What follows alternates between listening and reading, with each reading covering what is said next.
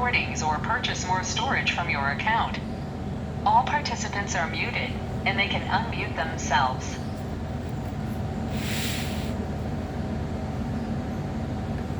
ओम नमोर्यंताणं नमो सिद्धाणं नमो आर्याणं नमो वज्रायणं नमो लोहे सव्वसाहुणम्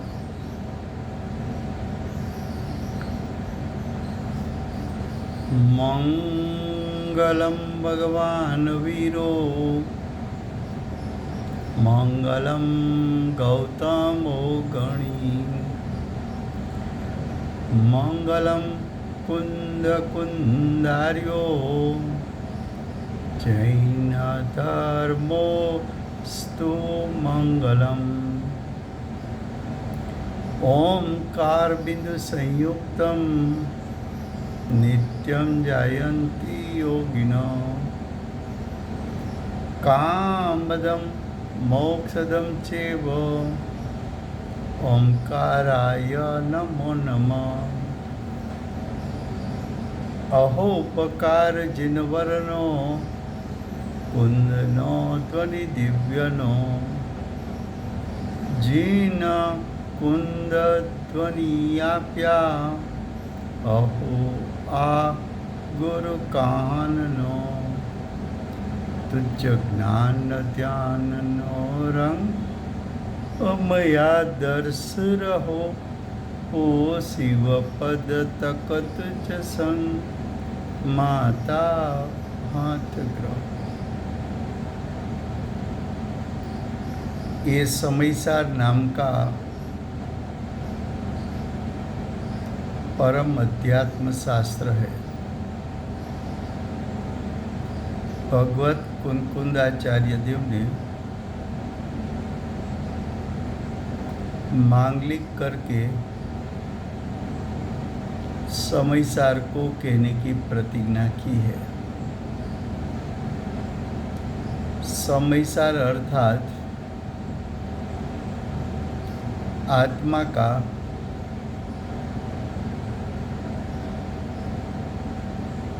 परिपूर्ण शुद्ध शक्ति रूप सामर्थ्य यानी शुद्धात्मा। ऐसे शुद्धात्मा पर दृष्टि पड़ने से जीव को कर्ता कर्म प्रवृत्ति छूट जाती है। कर्ता का अर्थ है अज्ञानी, कर्म का अर्थ है अज्ञान, कर्ता कर्म प्रवृत्ति का अर्थ है अज्ञानी की अज्ञान रूप प्रवृत्ति, अज्ञानी की मोह राग द्वेष रूप प्रवृत्ति। ऐसे कर्ता कर्म अधिकार में चम्मोतेर गाथा चलती है। चम्मोतेर गाथा का मूल विषय है कि ज्ञान होने का, ज्ञान का अर्थ है सम्यक ज्ञान होने का, ज्ञान होने का, उसका अर्थ है सम्यक ज्ञान होने का, वेद ज्ञान होने का।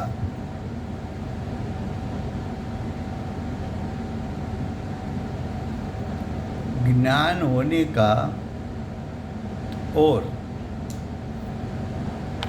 आश्रवों, भावाश्रव और द्रव्याश्रव। तो सम्यक ज्ञान और भावाश्रव, भाव पुण्याश्रव, पापाश्रव, उसकी निवृत्ति का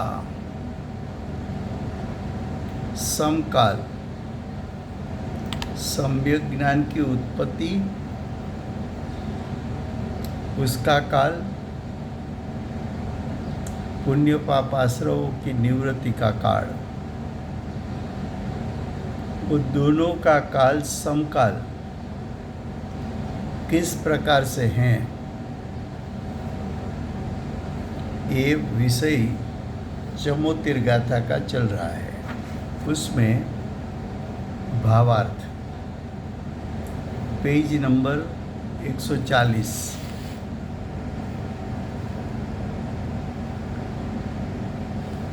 आश्रवों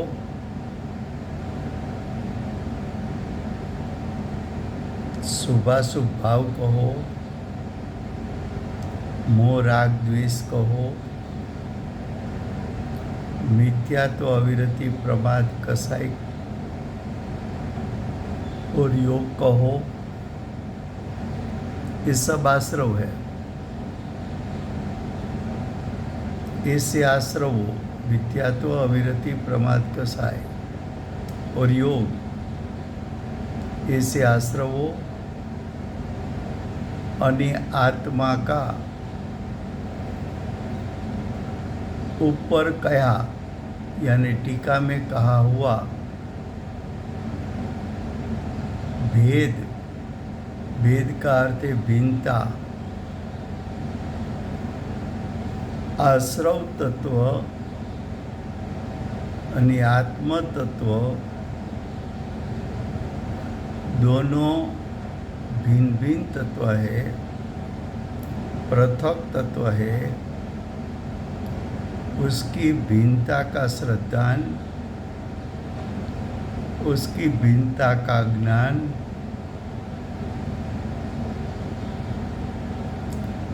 उसकी भिन्नता जानने से ही जिस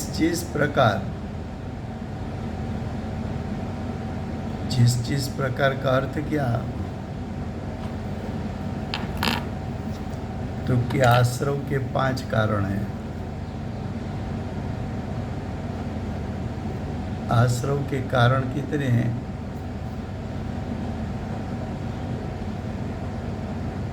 तो कि आश्रव के कारणों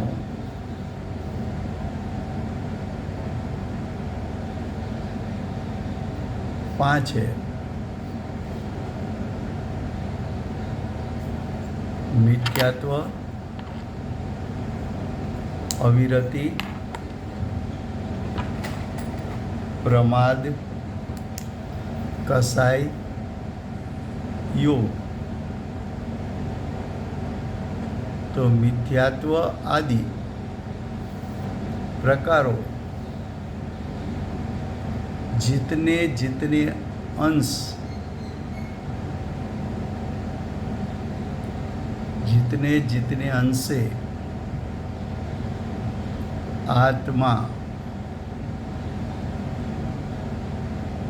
या आत्मा का अर्थ है सम्यक ज्ञानी, विज्ञान गण स्वभाव होता है, यानी सम्यक ज्ञानी जितना आत्म स्वभाव में लीन होता जाता है, उस प्रकार से, यानी लीनता का प्रकार से इतना अंश से एक तरफ लीनता बढ़ती जाती है, दूसरी तरफ मिथ्यात्व, अविरति, प्रमाद, कसाई, योग, ये सब आश्रव है, उसकी निवृत्ति होती जाती है। जब संपूर्ण विज्ञान घन स्वभाव होता है, यानी सम्यक ज्ञानी सादी अनंत काल के लिए आत्म स्वभाव में लीन हो जाता है, यानी अरिहंत सिद्ध पद को प्राप्त करता है, तब समस्त आश्रवों, समस्त यानी मिथ्यात्व, अविरति, प्रमाद, कसाई योग आश्रवों से निवरता है। क्या कहा फिर से?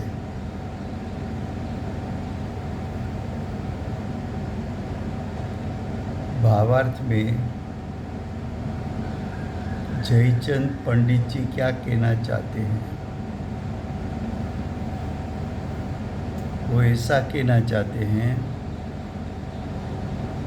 कि मिथ्यात्व, अविरति, प्रमाद, कसाई योग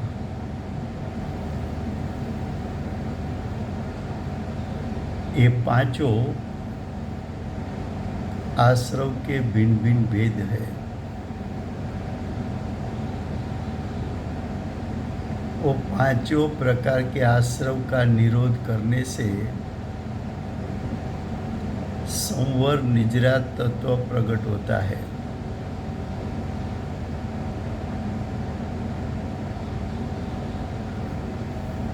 आश्रव का निरोध से संवर निजरा प्रकट होता है,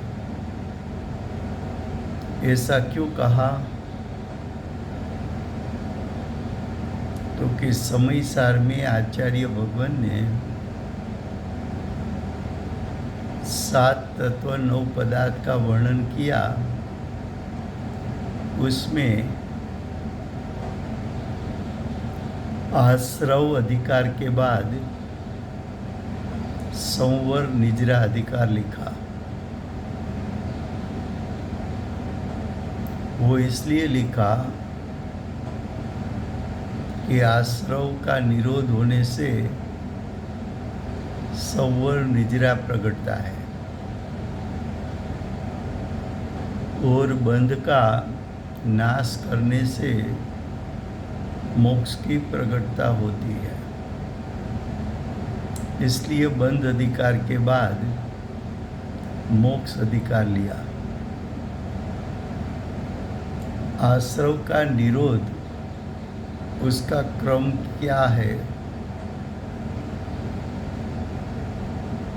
तो कि प्रथम मिथ्यात्व जाएगा,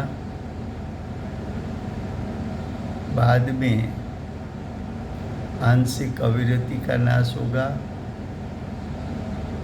बाद में संपूर्ण अविरति का नाश होगा, प्रमाद का नाश होगा, कसाइयों में प्रथम अनंतानुबंधी कसाई का नाश होगा, उसके बाद अप्रत्याख्यान कसाई का नाश होगा, उसके बाद प्रत्याख्यान कसाई का नाश होगा, उसके बाद संज्वलन कसाई का नाश होगा और उसके बाद योग गुण के कंपन का संपूर्ण नाश होगा। तब सिद्ध पद प्रकटता है। तो पांचों आश्रव क्रम से नाश होता है।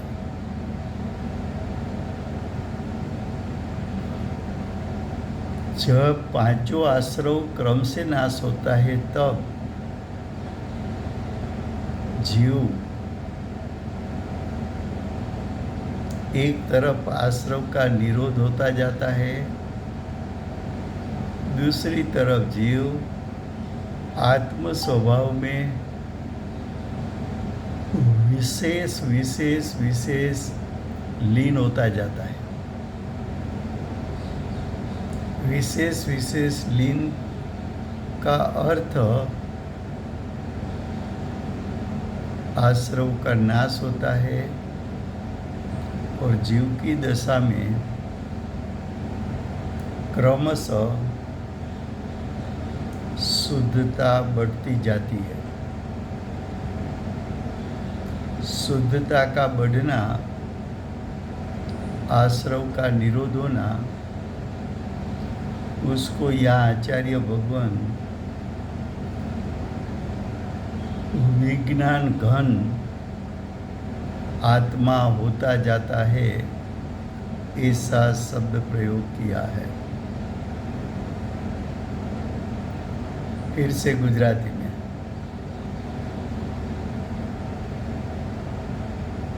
कर्ता कर्म अधिकारनी 74મી ગાથા ચાલે છે। 74 ગાથાનો મૂળ વિષય હતો કે આશ્રવ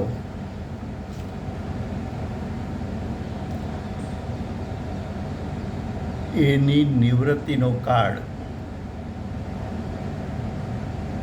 અને સમ્યક જ્ઞાન ઉત્પન્ન થવાનો કાળ બંને કાળ એક જ છે। આશ્રવની નિવૃત્તિ અને આત્મામાં સમ્યક જ્ઞાન પ્રગટવું કયો કે શુદ્ધિનો અંશ પ્રગટવો કહો, બંને એક જ વાત છે। જે સમયે આશ્રવનો નિરોધ થાય છે તે જ સમયે સંવર અને નિજરાત તત્વ પ્રગટે છે। તે જ સમયે આત્મા આત્મ સ્વભાવમાં લીન થતાં એને વિજ્ઞાન ઘન થયો તે જ સમયે કહેવામાં આવે છે। આ 74 ગાથા એનો ભાવાર્થના શબ્દો છે કે આશ્રવો અને આત્માનો ઉપર કયો એટલે ટીકામાં કયો તે રીતે ભેદ જાણતા એટલે આશ્રવ અને આત્મા વચ્ચેની ભિન્નતાનું શ્રદ્ધાન સાથે જ્ઞાન થતાં આશ્રવ અને આત્મા વચ્ચે પૃથકપણું છે તેનું યથાર્થ શ્રદ્ધાન અને જ્ઞાન થતાં આશ્રવ તત્વ જુદું છે અને આત્મા જુદો છે। આશ્રવ તત્વ વિભાવ છે અને આત્મા શુદ્ધ સ્વભાવ છે એવું ભિન્નતાનું પૃથકપણાનું શ્રદ્ધાન અને જ્ઞાન થતાં જ આ જ્ઞાન થયું ત્યારે શું થયું તો કે છે કે જે પ્રકારે જેટલા અંશે આત્મા વિજ્ઞાન ઘન સ્વભાવ થાય છે એનો અર્થ શું તો કે જે પ્રકારે એટલે ગુણસ્થાનના ક્રમ અનુસાર ચોથા ગુણસ્થાન કરતાં પાંચમા ગુણસ્થાનની લીનતા વધુ છે। પાંચમા ગુણસ્થાન કરતાં મુનિપણાની લીનતા વધુ છે। એ મુનિપણા કરતાં શ્રેણી આરોહણ કરનાર મુનિ એની લીનતા વધુ છે। તો જેમ જીવ આત્મ સ્વભાવમાં લીન થતો જાય છે એટલે કે ગુણસ્થાનની પરિપાટીમાં આગળ વધતો જાય છે તે પ્રકારે તેટલા અંશે એટલે ગુણસ્થાન પ્રમાણે ગુણસ્થાનના વધવાપણા પ્રમાણે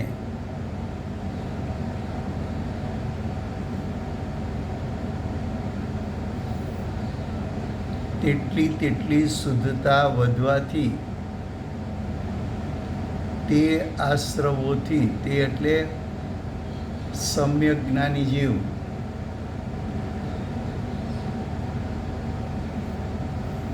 આશ્રવોથી એટલે મિથ્યાત્વ, અવિરતિ, પ્રમાદ, કસાય યોગથી નિવર્તે છે. ચોથા ગુણસ્થાને શુદ્ધતા પ્રગટી તો મિથ્યાત્વ અને અનંતાનુબંધી કસાયથી નિવૃત્ત થઈ ગયો. પાંચમા ગુણસ્થાને મિથ્યાત્વ, આંશિક અવિરતિ, અનંતાનુબંધી અને અપ્રત્યાખ્યાનથી નિવૃત્ત થઈ ગયો. મુનિપણું પ્રગટ કર્યું. પાંચમામાંથી સાતમું ગુણસ્થાન આવ્યું તો જીવ મિથ્યાત્વ, અવિરતિ, પ્રમાદ, અનંતાનુબંધી કસાય, અપ્રત્યાખ્યાન કસાય, પ્રત્યાખ્યાન કસાયથી નિવૃત્ત થઈ ગયો અને શ્રેણી આરોહણ કરી તો ક્રમથી સ્વંજ્વલન કસાયનો ક્રોધ, પછી સ્વંજ્વલન કસાયનું માન, પછી સ્વંજ્વલન કસાયની માયા અને સ્વંજ્વલન કસાયના લોભની સાથે કસાયો પણ ક્રમશર નાશ થવા માંડ્યા. એટલે શબ્દ પ્રયોગ એમ કર્યો કે જેટલા અંશે આત્મા વિજ્ઞાન ઘન સ્વભાવ થાય છે તે પ્રકારે, એટલે લીનતા જેમ જેમ વધતી ગઈ એ લીનતાના પ્રકારે, એટલે કે ગુણસ્થાનનો ક્રમ ઉપર ચડતો ગયો તે પ્રકારે તેટલા અંશે એટલે પેલું મિથ્યાત્વ જાય છે, પછી અવિરતિ જાય છે, પછી પ્રમાદ જાય છે, પછી કસાય જાય છે ને પછી યોગ જાય છે. માત્ર કસાયની વાત કરો તો પ્રથમ અનંતાનુબંધી જાય છે, પછી અપ્રત્યાખ્યાન, પછી પ્રત્યાખ્યાનને સંજ્વલન કસાય જાય છે અને સંજ્વલન કસાયની સાથે નો કસાય પણ જાય છે. તો તે આશ્રવોથી નિવર્તે છે.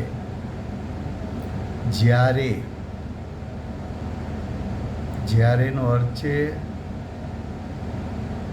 કે શુદ્ધતા વધતી ચાલી, પણ એક સમય એવો આવ્યો કે જીવ સંપૂર્ણ વિજ્ઞાન ઘન સ્વભાવ થયો.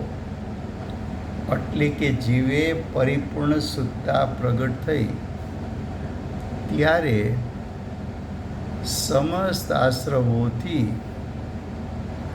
મિથ્યાત્વના સર્વ પ્રકાર, અવિરતિના સર્વ પ્રકાર, પ્રમાદના સર્વ પ્રકાર, કસાયના સર્વ પ્રકાર અને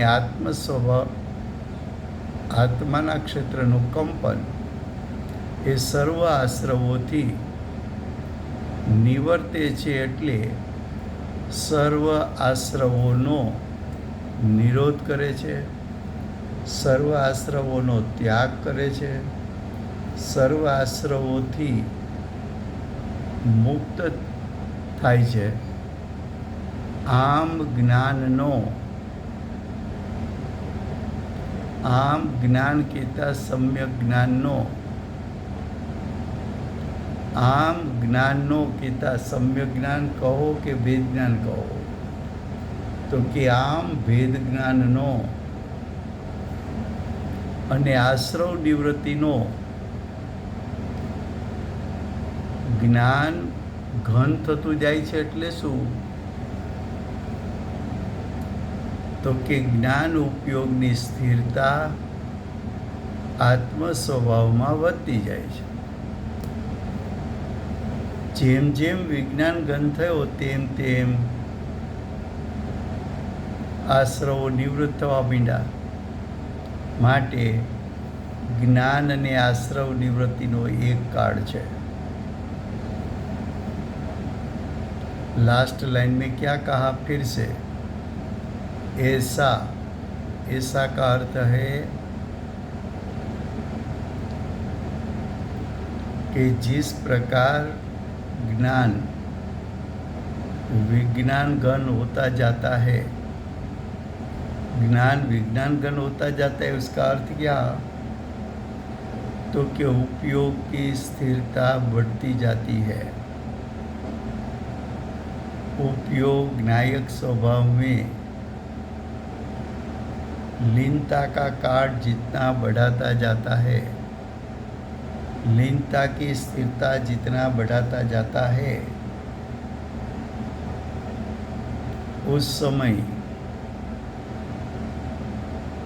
उसी समय आश्रवों एक के बाद एक निवृत्त होते जाते हैं. इसलिए वेद ज्ञान का काल और आश्रव की निवृत्ति का काल समकाल होता है. एक ही समय में दोनों प्रक्रिया बजती है. ज्ञान का विज्ञान घनपना होना और आश्रव की निवृत्ति होते जाना. अब भावार्थ का दूसरा पैराग्राफ. ये आश्रवों, आश्रव क्या है? आश्रव अधर्म है. आश्रव क्या है? संसार है.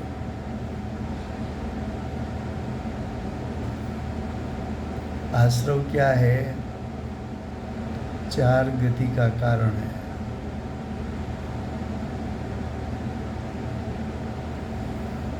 तो ये आश्रवों टालने का, यानी ये आश्रवों का अभाव करने का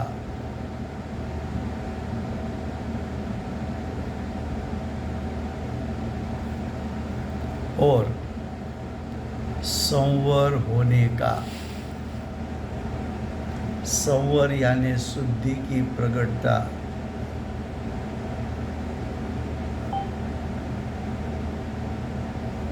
होने का वर्णन, गुणस्थानों की परिपाटी रूप. परिपाटी का अर्थ है गुणस्थानों 14 प्रकार का है.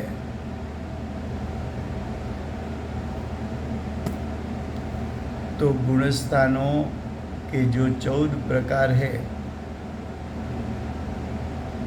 तत्वार सूत्र की टीका. तत्वार सूत्र है ये जो भगवत कुंदाचार्य देव ने समयसा शास्त्र की रचना की. किसकी रचना की? समयसा शास्त्र की.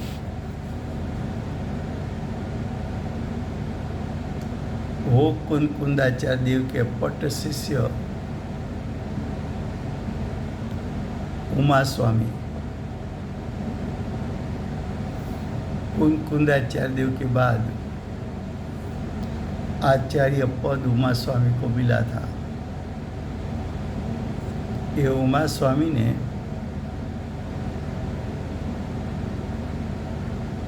तत्वार सूत्र शास्त्र की रचना की है. तत्वार सूत्र क्यों कहा? तो कि तत्वार्थ यानी 7 तत्व 9 पदार्थ. तत्वार्थ का अर्थ है 7 तत्व 9 पदार्थ. उसके पीछे सूत्र शब्द क्यों लगाया? तो कि 7 तत्व 9 पदार्थ का वर्णन उसने छोटे छोटे सूत्र के माध्यम से किया।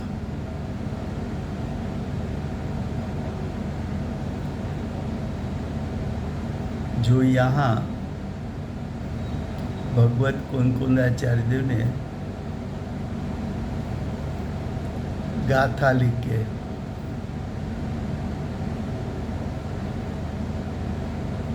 शास्त्र की रचना की। अमृतचंद्राचार्य देव ने वो गाथा की टीका की, विशेष विस्तार किया। जयचंद जी ने भी विशेष विस्तार सरल करने के लिए भावार्थ लिखा। तो कुंकुंदाचार्य देव ने समयसार के पद लिखे। उसी प्रकार जो कुंकुंदाचार्य देव के पद है प्राकृत भाषा में है। उमा स्वामी ने पद नहीं लिखा, सूत्र लिखा।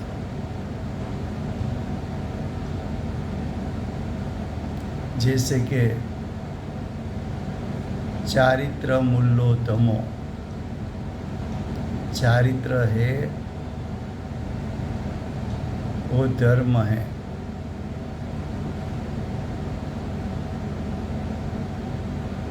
सम्यक दर्शन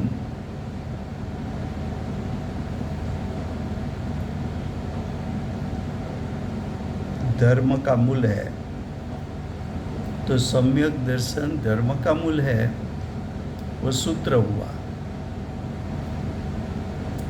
वो उसने प्राकृत भाषा में लिखा, संस्कृत भाषा में लिखा। उमा स्वामी ने संस्कृत में लिखा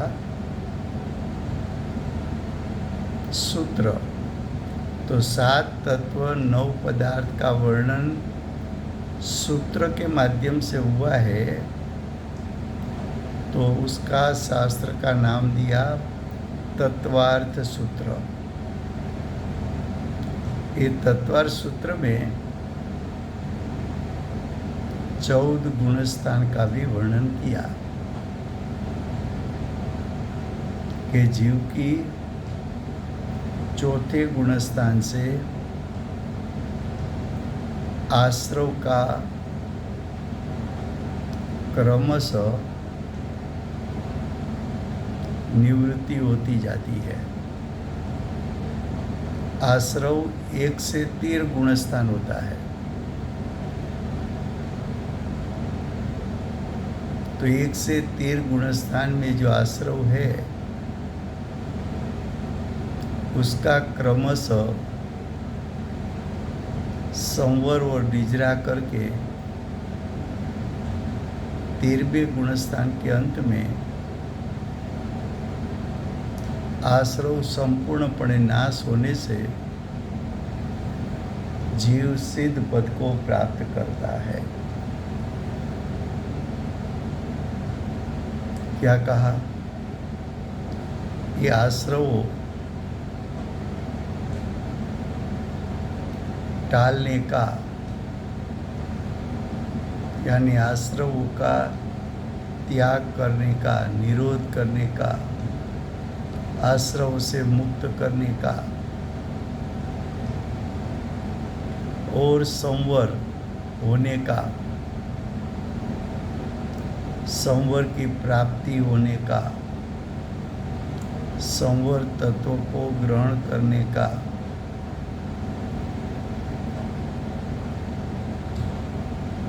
वर्णन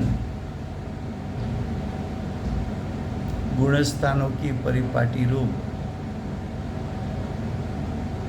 गुणस्थान 14 है। चौथे गुणस्थान से आश्रव का त्याग शुरू होता है और संवर तत्व प्रकट होना शुरू होता है चौथे गुणस्थान पर, और 13वें के अंत तक आश्रव तत्व है 13वें गुणस्थान के अंत में आश्रव का नाश और परिपूर्ण संबल की प्रकटता और सिद्ध पद की प्राप्ति, ऐसे गुणस्थान का वर्णन भगवत कुंकुंदाचार्य देव के पट शिष्य अमृत चंद्र आचार्य देव उमा स्वामी, उसने तत्वार सूत्र नाम का ग्रंथ की रचना की।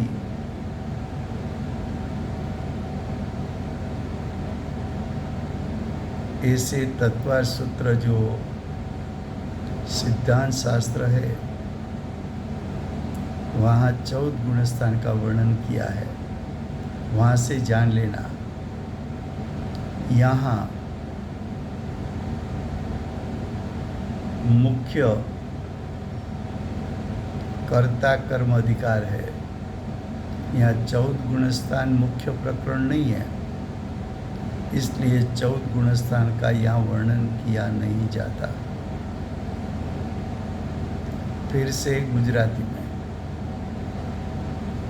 भावार्थ, दूसरा पैराग्राफ, बीजो पैराग्राफ। आ आश्रवो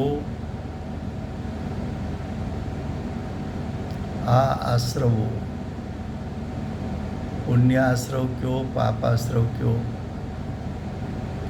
मिथ्यात्व आश्रव क्यों, अविरति आश्रव क्यों, प्रमाद आश्रव क्यों,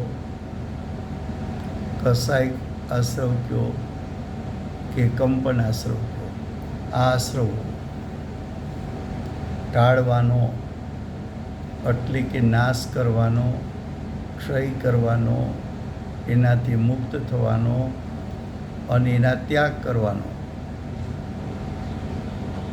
અને એક તરફ આશ્રવોનું ટળવું, બીજી તરફ તો કે સંવર ઉત્પન્ન થવાનું વર્ણન। આશ્રવ તત્વની સામે સંવર નિદ્રા તત્વ છે, બંધ તત્વની સામે મોક્ષ તત્વ છે। તો કે છે આશ્રવો ટાળવાનું અને સંવર થવાનું વર્ણન। વર્ણન એટલે વિશેષ વર્ણન।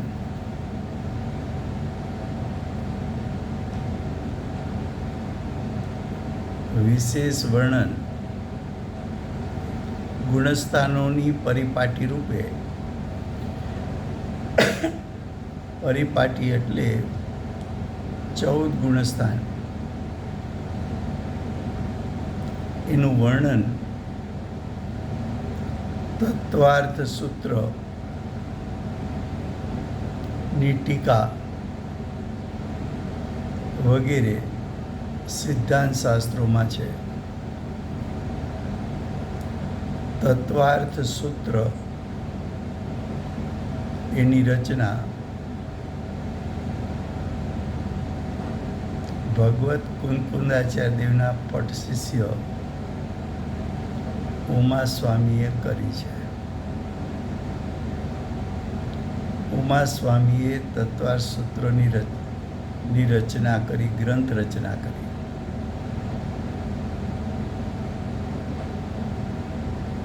ઉમા સ્વામી કુંકુંદાચાર્ય દેવ પછી આચાર્ય પદ ધારણ કર્યું। ઉમા સ્વામીનું તત્વાર્થ સૂત્ર દરેક સંપ્રદાયમાં પ્રચલિત છે, જૈનોના દરેક સંપ્રદાયમાં પ્રચલિત છે। તત્વાર્થ સૂત્ર નામ કેમ આપ્યું? તો કે તત્વાર્થનો અર્થ છે 7 તત્વ 9 પદાર્થ। એ 7 તત્વ 9 પદાર્થ, તેનું વર્ણન સૂત્ર દ્વારા ઉમા સ્વામીએ કર્યું છે.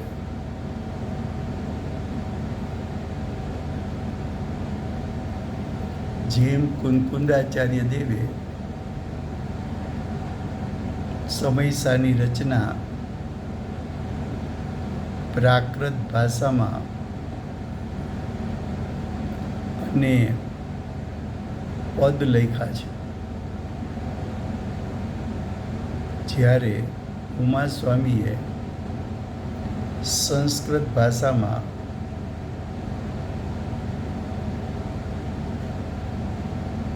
નાના સૂત્રો બનાવ્યા છે. જેમ કે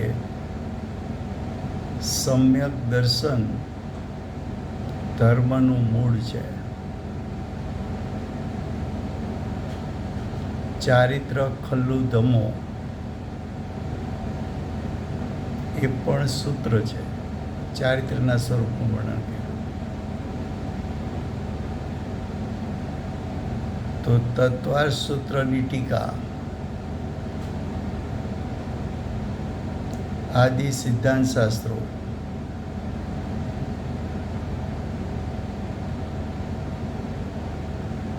કુંકુંદાચાર્ય દેવે એના કાળમાં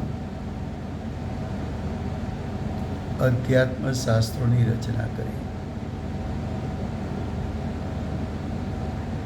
તો એના પટશિષ્ય આદિએ પણ અધ્યાત્મ શાસ્ત્રોમાં આપેલા સિદ્ધાંતો એનું વર્ણન કર્યું છે. તો જ્યાં ગુણસ્થાન પરિપાટી છે ત્યાં ગુણસ્થાન પ્રમાણે આશ્રવો ટળે છે અને ગુણસ્થાન પ્રમાણે સંવર નિજરાત તત્વ પ્રગટે છે. એનું વર્ણન આવા શાસ્ત્રોમાં અભ્યાસ કરવો. કેમ તો કે અહીંયા તો અમારે આ અધિકારમાં કર્તા કર્મની જ પ્રવૃત્તિ બતાવી છે.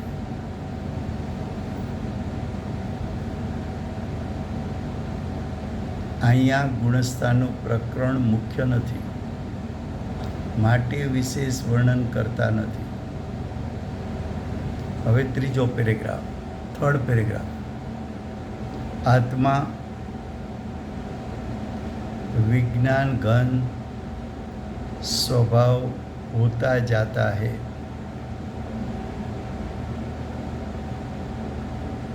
उसका अर्थ क्या? ऐसा प्रश्न उठाया है. प्रश्न क्या उठाया कि आत्मा यानी जीव विज्ञान घन होता जाता है, उसमें हम क्या अर्थ करके समझे? उसका उत्तर आत्मा विज्ञान घन स्वभाव होता जाता है, अर्थात आत्मा ज्ञान में स्थिर होता जाता है.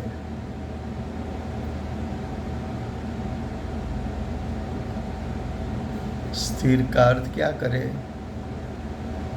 आत्म स्वभाव की लीनता बढ़ती जाती है. दृष्टियों रूपियों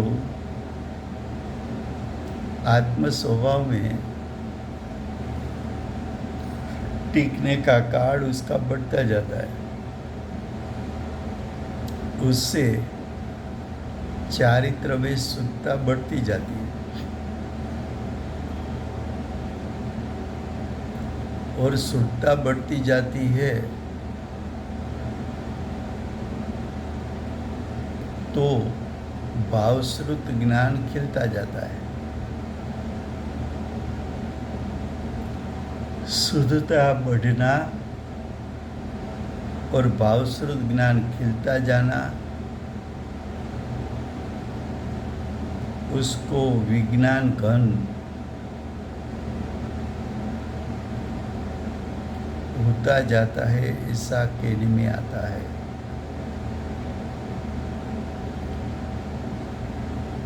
अब ध्यान से सुनना, दूसरी बात भी बताते हैं।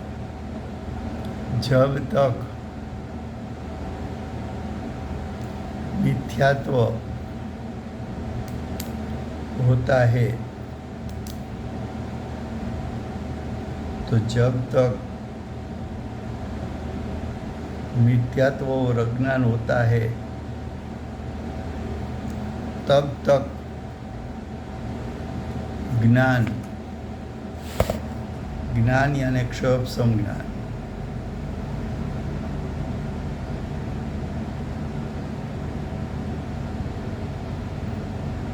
उसका उगाड़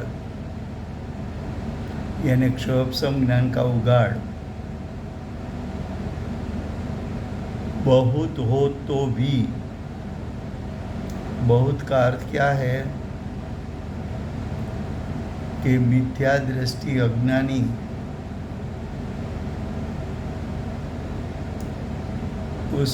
उसने 11 अंग 9 पूर्व का अभ्यास किया, बहुत सी बातें धारणा में भी रखी, ऐसा फाट ज्ञान बाहर में है।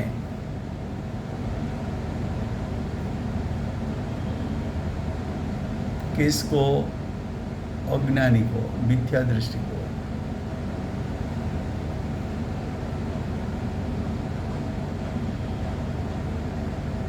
कोई द्रव्यलिंगी हो, 11 अंग 9 पूर्व का पाठी,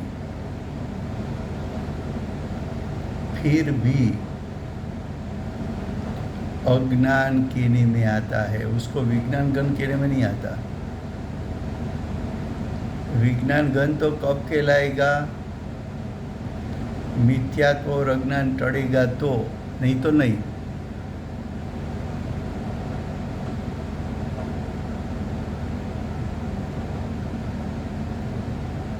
अब आगे, और मिथ्यात्व जाने के बाद मिथ्यात्व का नाश हुआ, साथ में अज्ञान का भी नाश हुआ। मिथ्यात्व का नाश हुआ तो सम्यक दर्शन प्रगटा, अज्ञान का नाश हुआ, सम्यक ज्ञान प्रगटा। ऐसा जीव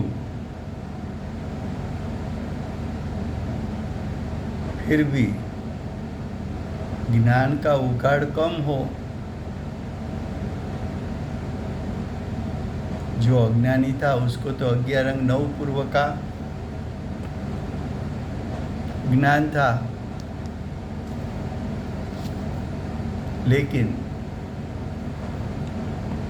सम्यक दृष्टि हुआ, सम्यक ज्ञानी हुआ, और वो जीव तिर्यंच में हो तो 6 द्रव्य 7 तत्व 9 पदार्थ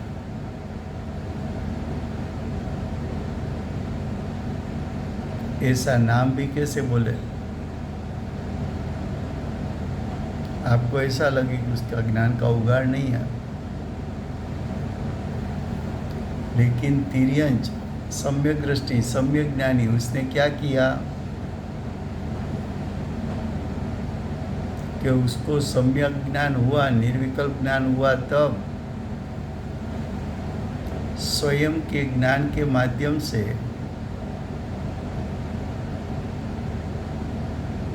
स्वयं के आत्मा को जान लिया कि मेरे आत्मा के द्रव्य गुण पर्याय कैसे हैं, स्वभाव की शुद्धता कैसी है, उसका श्रद्धा ज्ञान किया। अनंत गुणों में से प्रकटी हुई शुद्धता, उसका ज्ञान किया। मिथ्यात्व और अज्ञान का नाश हुआ, उसका ज्ञान किया,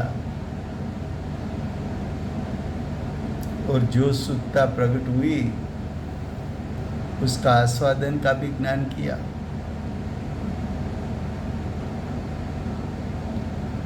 तो बाहर का क्षोभसम कितना है उसकी कीमत नहीं है। द्रव्यलिंगी मुनि अज्ञानी है, बाहर में सभी प्रकार का त्याग भी है और 11 अंग 9 पूर्व का ज्ञान भी है, फिर भी उसको विज्ञान घन नहीं कहा।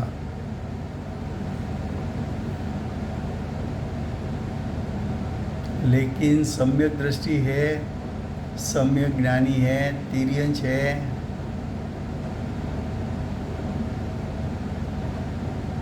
वो 11 अंग 9 पूर्व पढ़ नहीं सकता, पढ़ा नहीं सकता, फिर भी उसको विज्ञान घन कहा।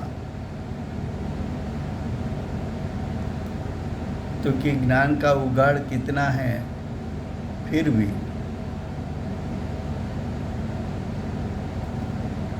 विज्ञान कहने में आता है।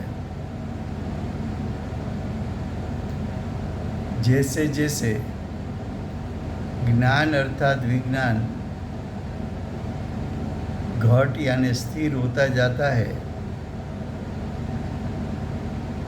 ज्ञान उपयोग की स्थिरता आत्मलक्ष्य से बढ़ती जाती है, वैसे वैसे आश्रव की निवृत्ति, आश्रवों की छुट्टी, आश्रव का त्याग, आश्रव का निरोध होता जाता है। और जैसे जैसे आश्रव की निवृत्ति होती जाती है, वैसे वैसे ज्ञान आत्म स्वभाव में स्थिर होता जाता है, अर्थात आत्मा विज्ञान घन स्वभाव होता जाता है। फिर से गुजराती में लास्ट पैराग्राफ। શિષ્યએ પ્રશ્ન કર્યો છે કે આત્મા વિજ્ઞાન ઘન સ્વભાવ થતો જાય છે એટલે શું? તો કે એનો ઉત્તર, જ્યાં સુધી એનો ઉત્તર આત્મા વિજ્ઞાન ઘન સ્વભાવ થતો જાય છે એટલે આત્મા જ્ઞાનમાં સ્થિર થતો જાય છે। શું કહ્યું? જ્ઞાની જેમ જેમ આત્મ સ્વભાવનું લક્ષ્ય વધારતો જાય છે, જેમ જેમ જ્ઞાનીનો ઉપયોગ આત્મ સ્વભાવમાં વિશેષ કાળ માટે સ્થિર થતો જાય છે,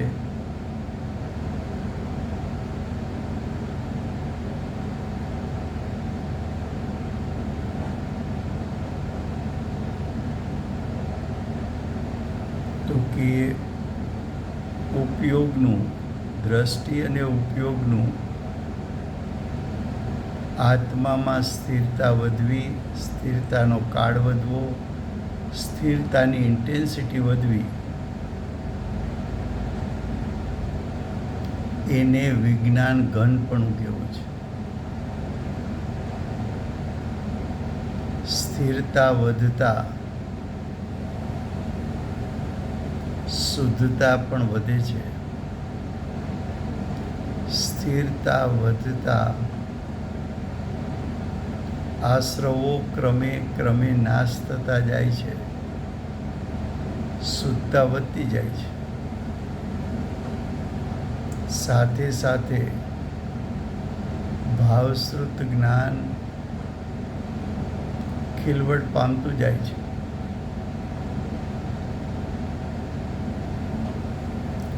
પણ જ્યાં સુધી મિથ્યાત્વ હોય ત્યાં સુધી જ્ઞાનનો ઉઘાડ ગમે તેટલો હોય, શરત શું કરી કે મિથ્યા દ્રષ્ટિને અજ્ઞાની છે,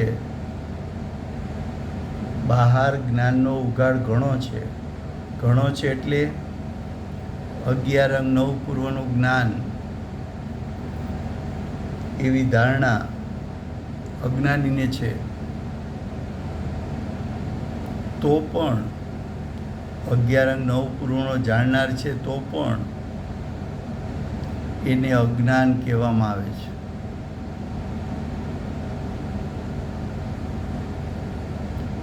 મિથ્યાત્વનો નાશ થયા પછી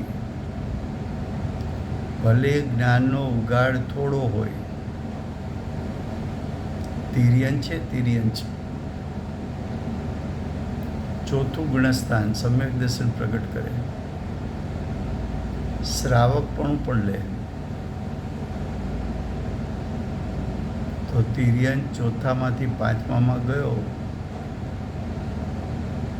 ઉપયોગની સ્થિરતા વધી ત્યારે તો પાંચમામાં ગયો,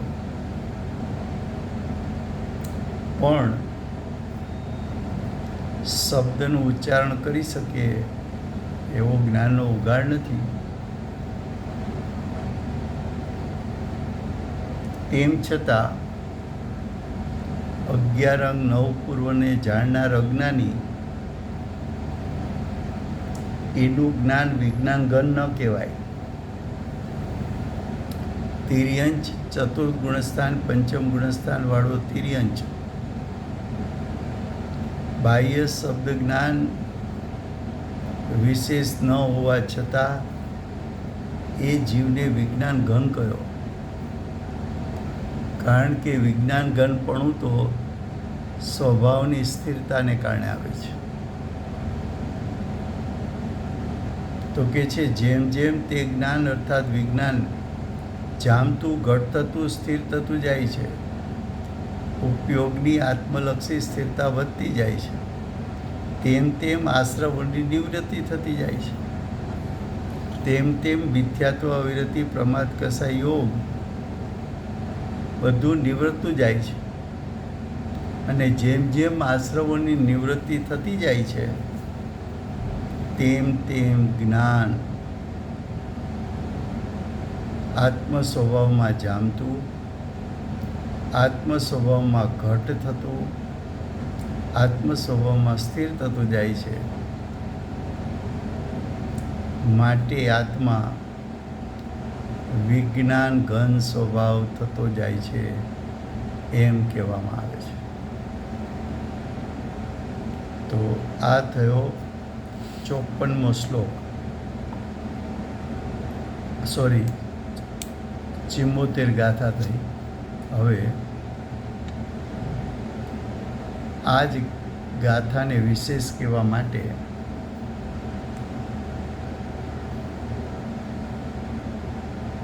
ટીકાકાર આચાર્ય અમૃતચંદ્રાચાર્ય દેવ એક શ્લોકની રચના કરે છે. તો 48 નંબરના શ્લોકની રચના આચાર્ય ભગવંત એ રીતે કરશે કે પૂર્વ ગાથાનો વિસ્તાર આવે અને ઉત્તર ગાથાનું અનુસંધાન થઈ શકે એ રીતે વિસ્તાર કરશે. એ વિષય કાલે ચાલશે. સમય થયો છે.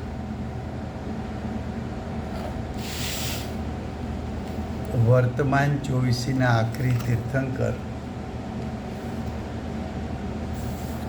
બાલ બ્રહ્મચારી દિવ્ય ધ્વનિના દાતાર મહાવીર ભગવાનનો જય હો.